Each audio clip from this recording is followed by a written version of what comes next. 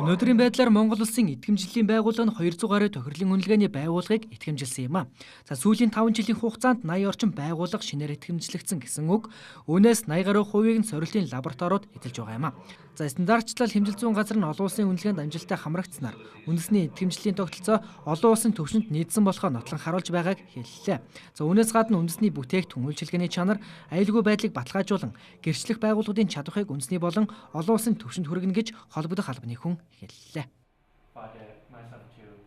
Манай Монгол улсын идэвхжлийн тогтолцоог олон улсын жишгт үнэлэх ийм баг ярьж ажиллаж байна.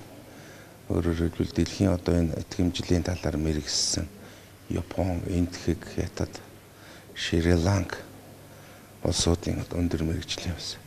За энэгүй энэ үнэлгээнд орсноор бол бид нэр манай идэвхжлийг олон улсын жишг хөргөснийг үнэлэн тогтоох.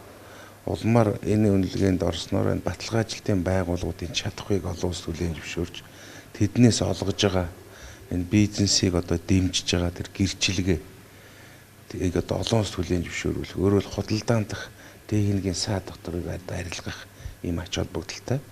Өөрөөр хэлбэл ПАК-ийн гишүүн бол дэлхийн эдийн засгийн 60 гаруй хувийг эзэлдэг ийм том олон улсын идэвхжлийн байгууллага байгаа. Манай урд хойд хөрш ордог Америк, Канада, Япон.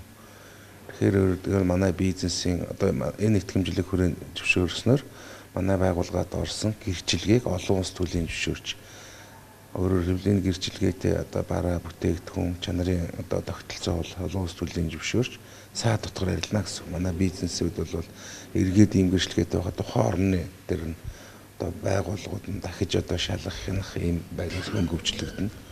Стандартчлал хэмжил зүйн газар олон улсын үнэлгээнд амжилттай хамрагдсанаар баталгаажуулалтын байгууллагуудын чадварыг дээшлүүлэх, бүс нутаг олон улсын хэмжээнд идэвхжлийн зарчим, үйл ажиллагааг ижилтгэх зорилготой ажиллах үндэслэл болдог гэж онцлон хэлж байлаа.